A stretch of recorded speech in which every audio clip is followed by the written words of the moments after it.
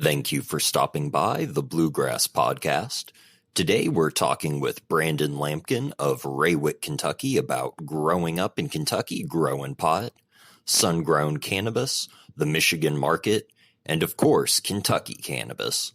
We're very glad to get the chance to talk, not to mention an incredible chance to get to feature Rapture by Kassi Valazza. She's on tour now and coming out to the East Coast this fall, so friends, check the dates, link in the bio. Thank you so much for tuning in once again. If you can, go ahead and hit the subscribe button on your favorite listening platform, and if you're enjoying the podcast, drop us a 5-star review.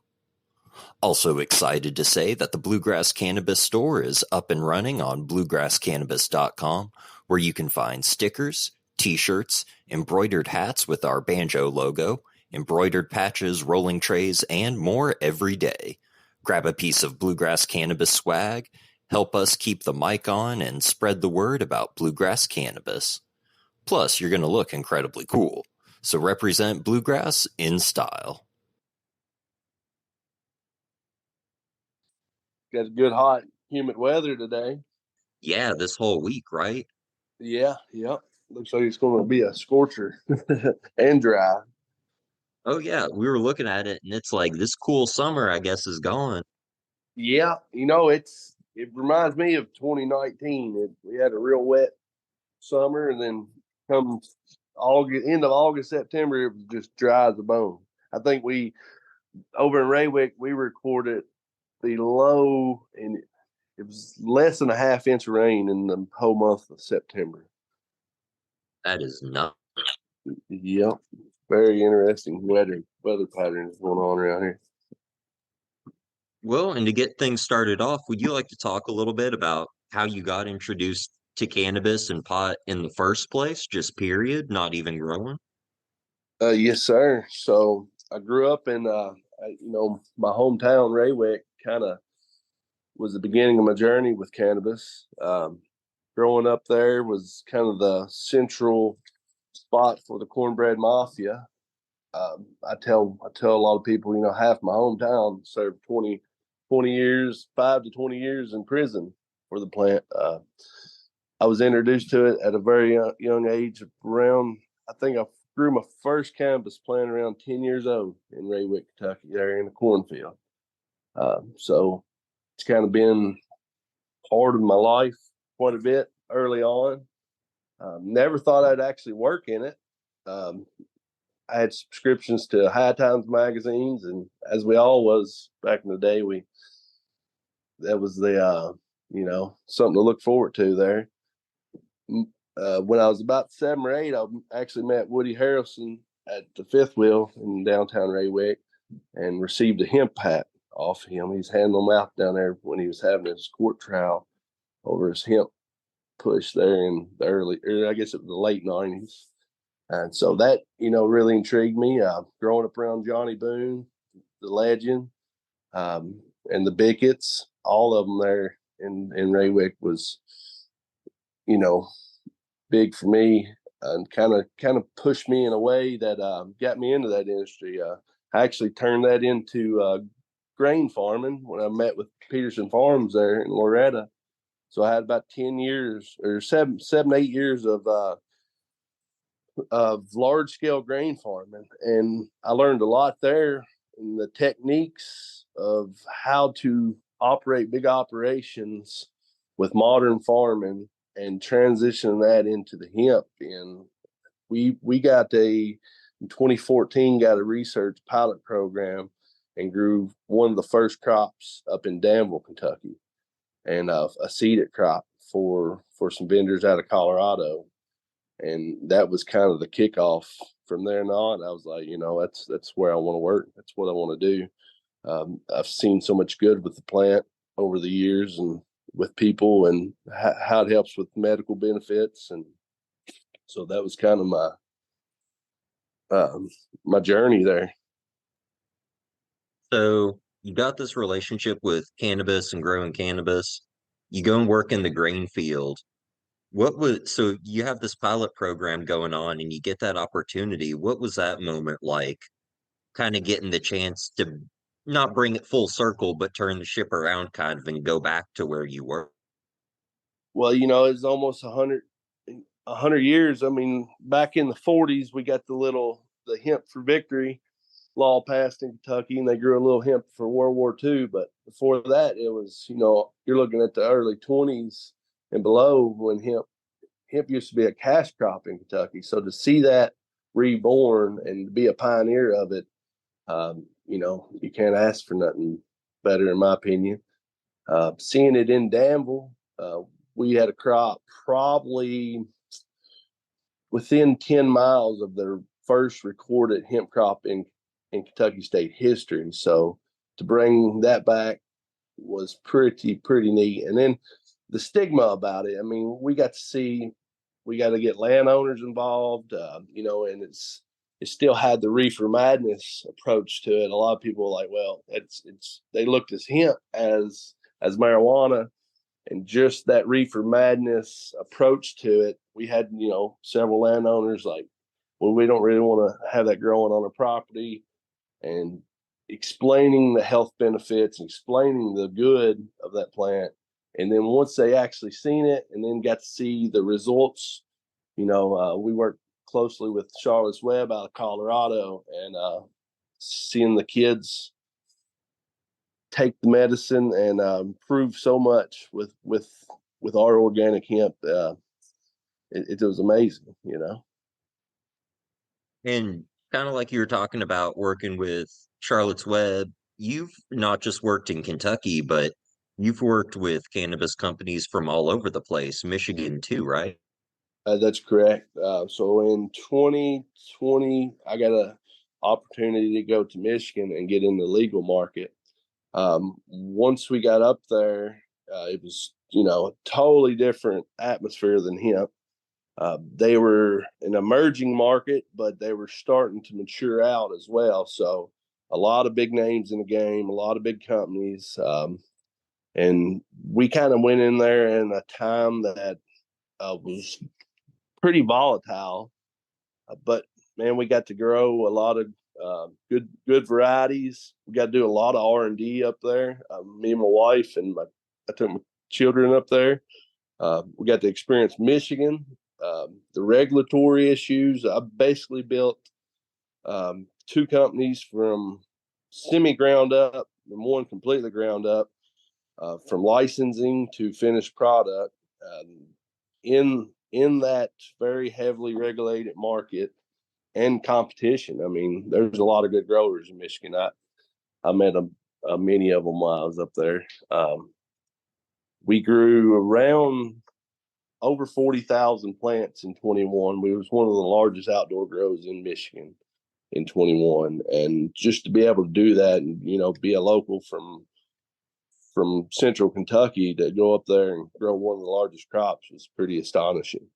And then got to do it again in 21 there, or 22. We had a big organic crop in southern Michigan that we got to grow around. It was both crops were half medical and half recreational. But just to see that through was super exciting, and a lot of experience, it gave us. And are you looking forward out of curiosity to like the next year and a half? Will you be able to, maybe not make as long of a commute to get to your plants? That's our long-term goal. I would like to see Kentucky come online and go smoothly. We've seen a lot of hiccups in the Michigan market. I think Kentucky can do better. Our number one cash crop for years has been marijuana. We got the soil to grow it. We got the climate to grow it, and I think we got some of the best climate in the country to grow some of the best strains there is. There's a lot of old school strains that you would associate to the cornbread mafia that are still around, that are super dialed in for this area, and high producer, high THC, high. So I think once you start to see some of the local strains, I think Kentucky's going to stand out. As long as the regulatory isn't such a burden that it strangles a lot of the farms here in Kentucky. And with the medical push, I'm 100% for home grows. I've seen it in Michigan. How many people had access to real medicine that they grew? They know what they put on it. And there's a lot of big players in the game that, I would prefer to grow my own than use their products. So, education, teaching people how to grow this plant. I knew a lot of big suppliers will push back against that because it's, end of the day, it's about their profit margins, but it's all about the plant and what it does for the people. And that's where we're at. That's our mindset for quality, organic, craft cannabis. Oh, I completely agree, especially with the home grow, just having the right and having the ability. I'm curious because oftentimes in Kentucky, like we saw, we're only going to be able to have indoor up front. You talked a little bit about Kentucky having this great climate and it having this kind of unique identity in cannabis. Would you like to talk a bit about why you grow outdoor or what you've seen with cannabis in Kentucky that makes you say that? Maybe just someone who is indoor primarily, or again, like we saw with Kentucky, you're only going to be able to grow indoor right now, that other side. Yeah. So with that, what I've seen is, a lot of people say you can't get as good quality outdoor as you can indoor. Whether that's a yes and a no. You can build glass houses, use the full potential of the sun, but control your environment. There's ways around it to get the most out of the plant naturally. I have seen large indoor grows in Michigan. I've seen them. We actually had a large hemp grow there in Louisville, Kentucky that we run. I think it was 14,000 square feet. We was producing clones and mother plants out of that facility for a 350-acre farm in Gravel Switch, Kentucky. And with that, we could grow our mothers just as good in a true LED indoor facility, but we always had higher CBD levels with our outdoor grow. We always had a higher terpene production. There's new LEDs on the market that get you close, but like I always say, you can't mimic God. The sun is hard to beat, So, uh, my I would say a lot. You almost need to look for a half and half, and I believe greenhouse grows and glasshouse grows will be the future of premium smokable, just because you get a little of both worlds, from my experience. Hmm. And I think, like you said, especially as a nursery, it just lets you get so far ahead of the game. Yes, well, yeah, and then even if you are indoor at first and you transition to outdoor, that greenhouse factor gives you days off of hardening your plants off, getting them to the field. You just have that better vigor across the board, in my opinion. When we even propagated in greenhouse, direct sunlight, that's a challenge. And then growing in Michigan, we grew in northern Michigan. We had outside temperatures of -30 at times, and had poly greenhouse going, and we did really good with those. Now we used a lot of propane to keep her warm, but other than that, it can be done. And with Kentucky's milder winters, longer seasons, why not harness what Mother Nature gives you? In my opinion. Oh, absolutely. I'm 100% with you. Like, I'm with you growing outdoors before. I'm a lazy person, maybe not totally, but I'm like, plants are already in the ground. They're rocking pretty well on their own. I'm fine with it. Yep, if you got good soil, this plant will do amazing things. I think a lot of people overthink it. We taught a lot of basically new people coming into, and they were mainly employees, but we taught a lot how to grow on, and we were doing it on a industrial scale, but we to improve their home grows, we would teach all our employees, the best practices all the way down to best pruning techniques, when to prune. Just you got to make it's all about the plant and what the plant needs, and multiple varieties show, super different characteristics. So you have to dial in what you're growing and get the basics down. But at the end of the day, everything grows the same. You got to have your nutrients, you got to have your water, you got to have your good soil, you have good drainage. As long as you have all that, I mean, you can throw this thing out, take a seed of cannabis, throw it out, and that more likely is going to pop, and you'll have a 12-footer and 3 or 4 pounds on it. I mean, without ever touching it. That's just the way it can grow in Kentucky, and I think it's going to amaze a lot in the industry once Kentucky starts producing large numbers when we get to that stage.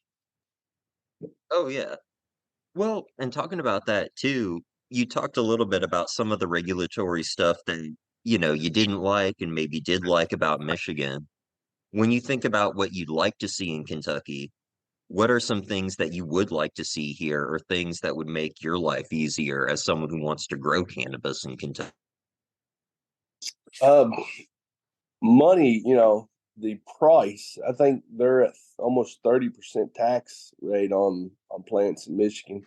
It's hard for definitely small businesses to keep afloat with all your overhead costs. So, regulatory cost on the grower needs to stay low. And then with I didn't like metric. I dived into metric super deep, metric certified. We overseen around 80,000 plants in my 2 years in Michigan with metric, and we had nothing but problems. And if you're an everyday user of metric, you'll understand that. I think Kentucky can do better. I think we can, just the plastic waste off the RFID tags. We've seen truckloads of that. I think there's better ways to get around that, and with price points on that as well, to be able to cut that back. I wish they would regulate it less, in my opinion. They treat it like it's still a Schedule 1 drug, and my opinion is that once they back off that, if they ever back off that, that plant will have more full potential and more money to be made in the industry as well.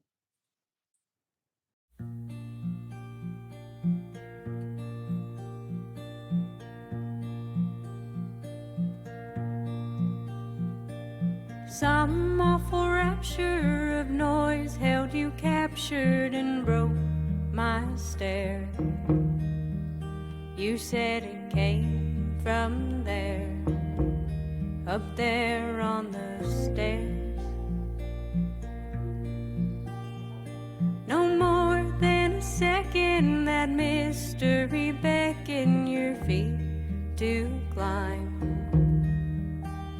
while I stayed behind.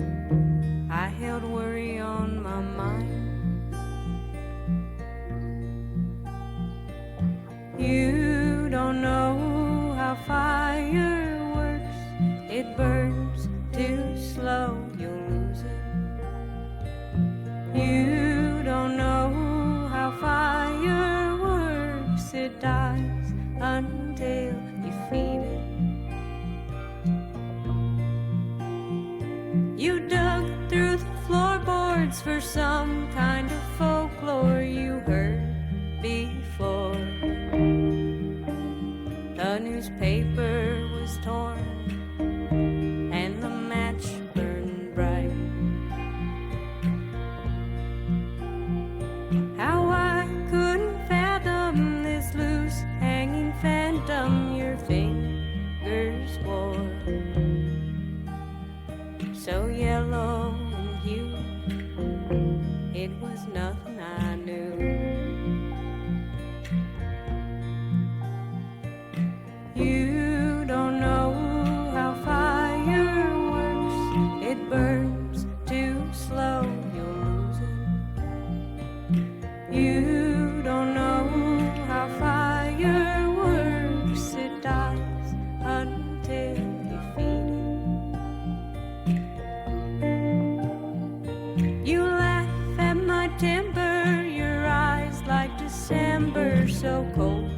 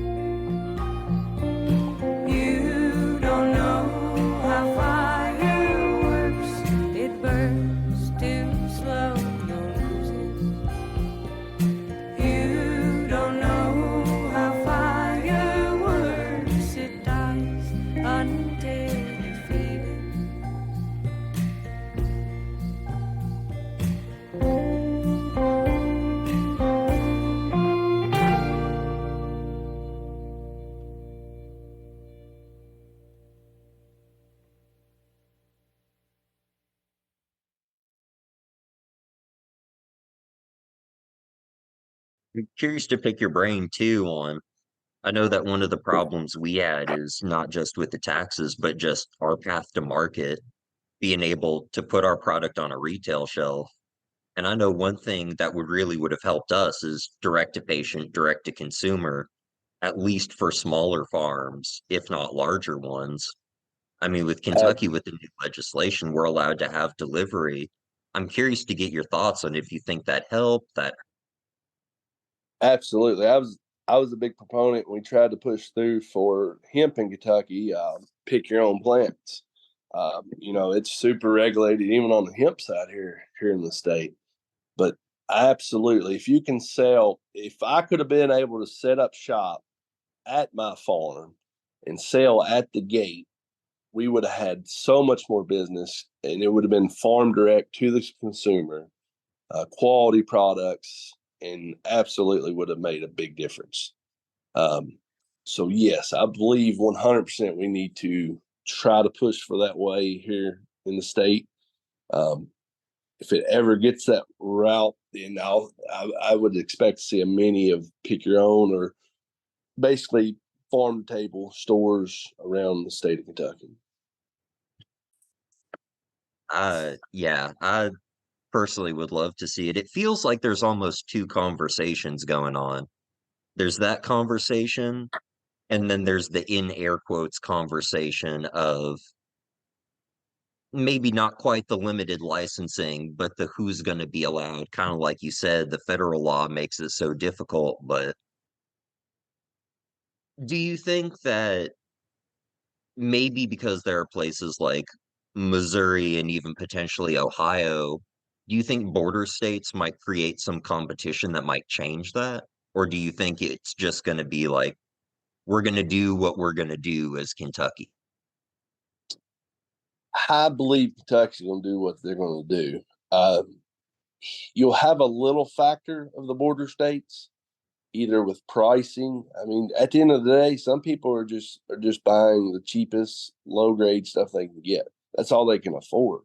And I hate seeing that. I'd rather them buy quality products that are grown with care and in a fashion that is healthy for them. But yes, I mean, I think Kentucky is going to be its own animal child in cannabis. I'm hoping we go down the right path. And if enough of us stand up, I believe we can get that route. The caregiver deal in Michigan really intrigued me. I got to digging into it quite a bit when I was up there, and that was some of the most quality cannabis I seen in Michigan was coming from home caregivers.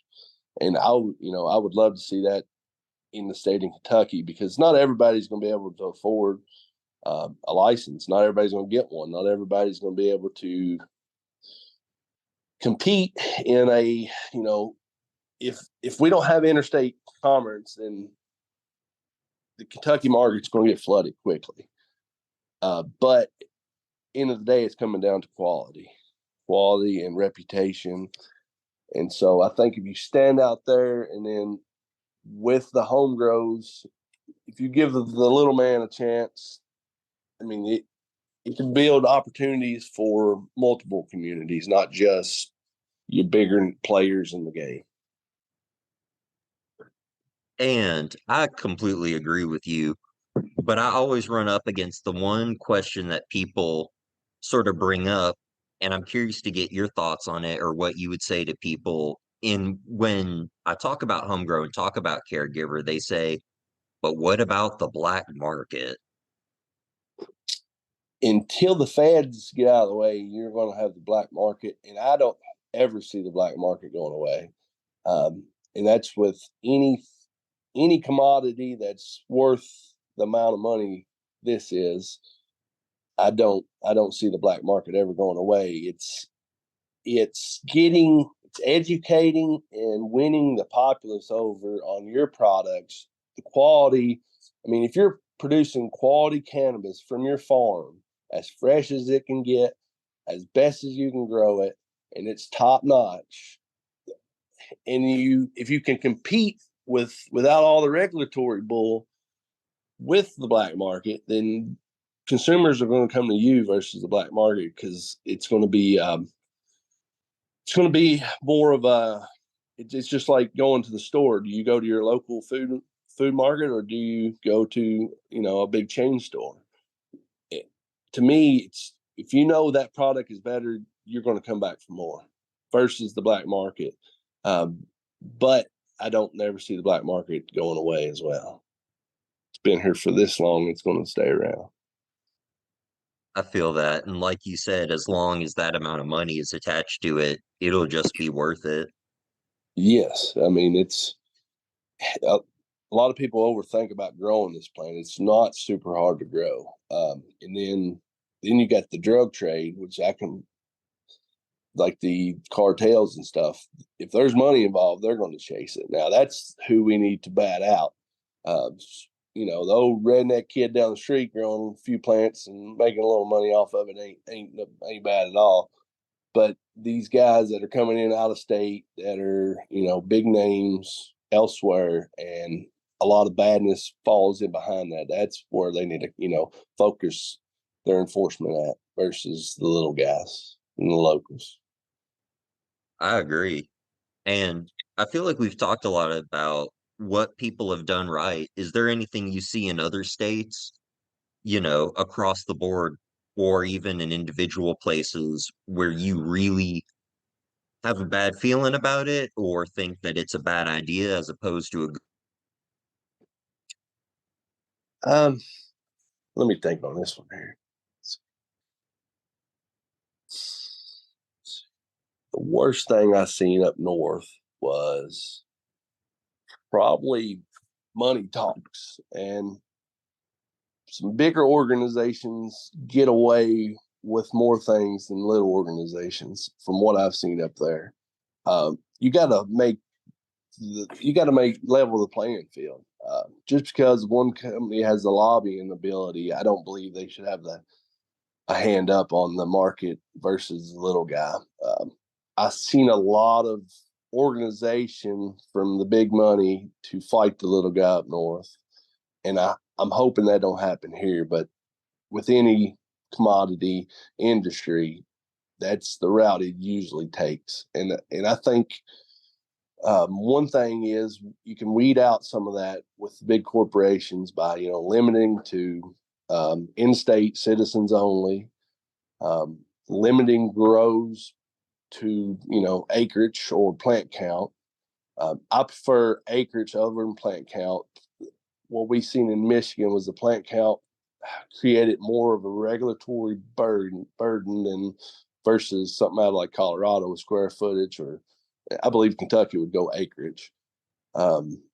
So there's a lot of things, and then keeping people in check. There's a lot of snakes in this industry. So one thing Michigan just passed here recently was if you owe third-party vendors money and you're not paying them, well, you could lose your license. I fully believe that should be enforced, because that'll weed out a lot of your phony cannabis companies that are around.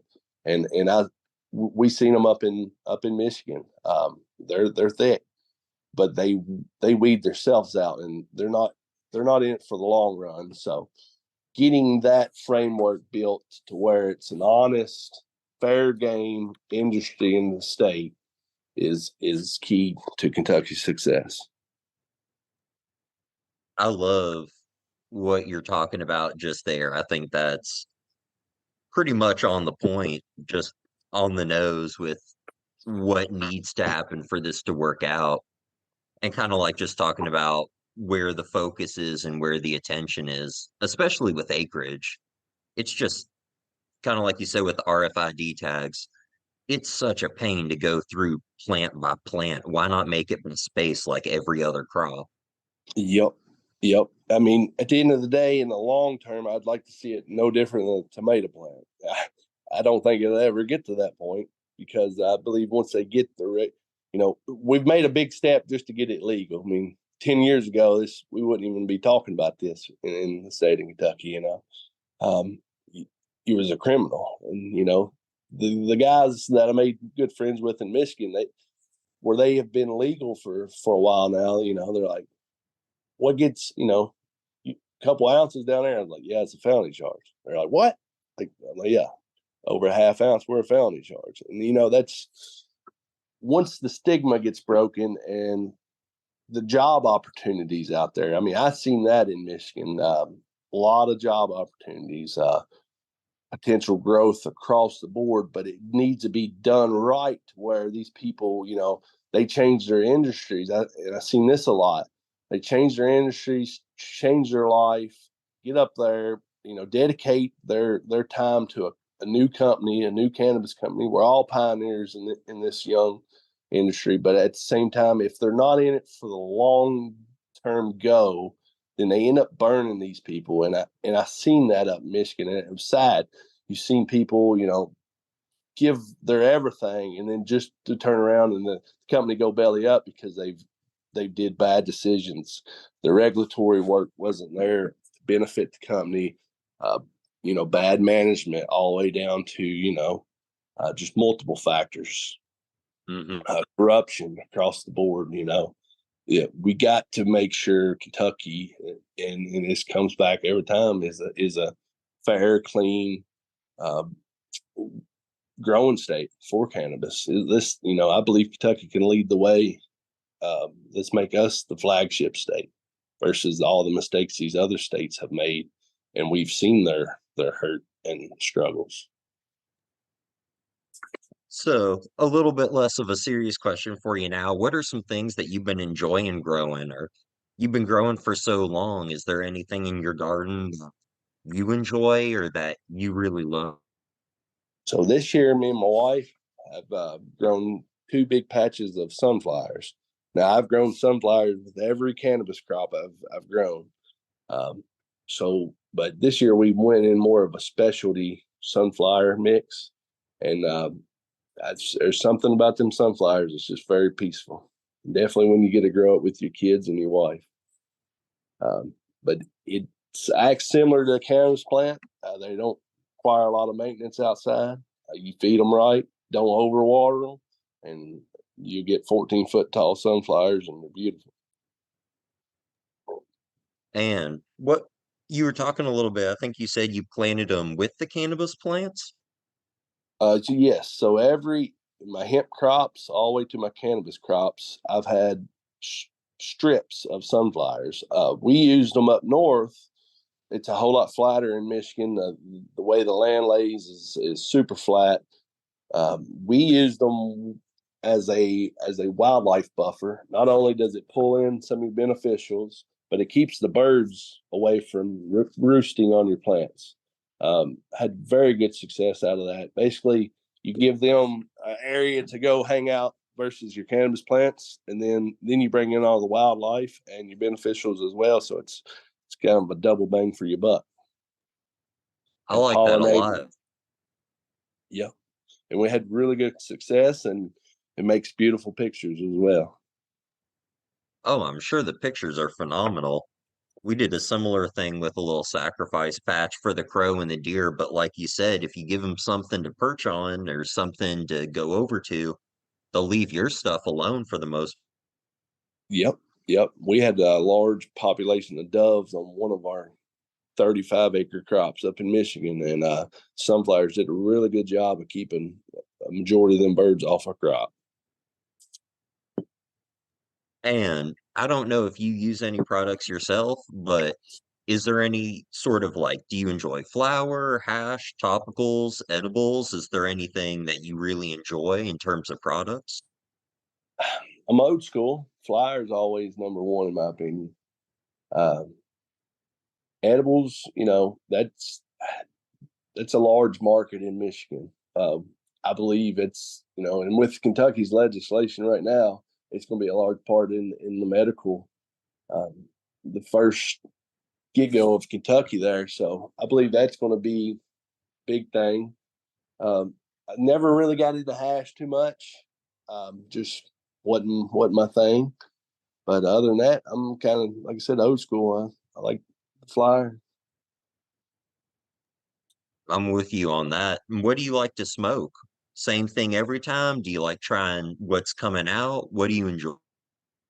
I'm super. I like I'm about like craft beer. I like trying different craft beers all the time. And with the smokes the same way. Basically, you get something new all the time, try it out, and see how it goes. And has there been anything this year that stood out to you where you're like, wow, that was really phenomenal? Like either it was grown really well or it was new.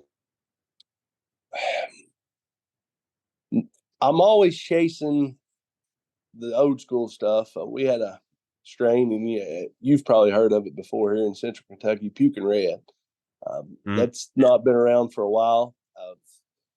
That was probably one of my first cannabis smokes I've had, and is nothing like it. It was been bred here. It was bred over in Raywick, and it's phenomenal. That's what I'm after. I've yet to find. Michigan don't have it. I can tell you that. We've had it around here in spurts. A lot of people are holding on to the genetics and won't let go, but I believe when that comes out, that'd probably be one of my favorites. And I always like to give people a little bit of time for this too. Are there any projects that you'd like to talk about that you're working on, or events you're going to be at, or products you've got coming out on the market that you'd like to shout out or let people know about? So we're transitioning over until we see the regulatory stance here in Kentucky for medical marijuana. We're getting more into organic vegetables here this year and in the future. So we're trying to tap into local restaurants and areas of that for our organic. We should be certified by next year on with the USDA, and also selling sunflowers. My daughter has been selling sunflowers, and I think we're going to turn that into a little bit more on the business side. Coming into the foreseeable future for Kentucky, we have some plans on trying to get our foot in the door and establishing some greenhouse grows, either for genetics. We've genetics and propagation. We did a very good job at cloning up in Michigan and in the hemp industry in the early 2019. We've produced over 2 million clones since then. And so I think that propagation is probably going to be our key into the industry if it allows at that point. Finished product, we haven't done much of that. Don't know what the future holds, but one day, if we can ever get legislation for farm sale, then we would definitely go down that route. Get a Lamkin reserve going? With something like that. And if they wanted to get in contact with you about the sunflowers or the fresh vegetables, what would be a good way to do? So either on LinkedIn, I'm always on there. You can direct message me, or you can hit my email up, and that's brandonlamkin@gmail.com. And before I let you go, Brandon, was there anything that you wanted to talk about or get the chance to spit?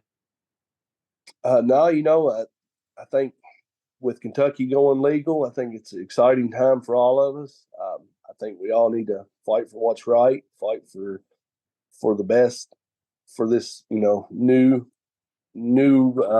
formed industry that's about to happen. And I hope everybody does good in it, and I hope the state, like I said, learns from other states and we do it right. And Kentucky leads the way with medical marijuana, and then eventually, recreational once we get to that point. Thank you so much for once again tuning in. Don't forget to check out Brandon's Sunflowers and Kassi's new tour, links in the bio. If you'd like to follow Bluegrass Cannabis on social media, links are in the description, as well as the Bluegrass Cannabis Country Store, where you can pick up shirts, hats, rolling trays, and more, all featuring some incredible graphics on bluegrasscannabis.com. Thank you for listening to the Bluegrass Podcast.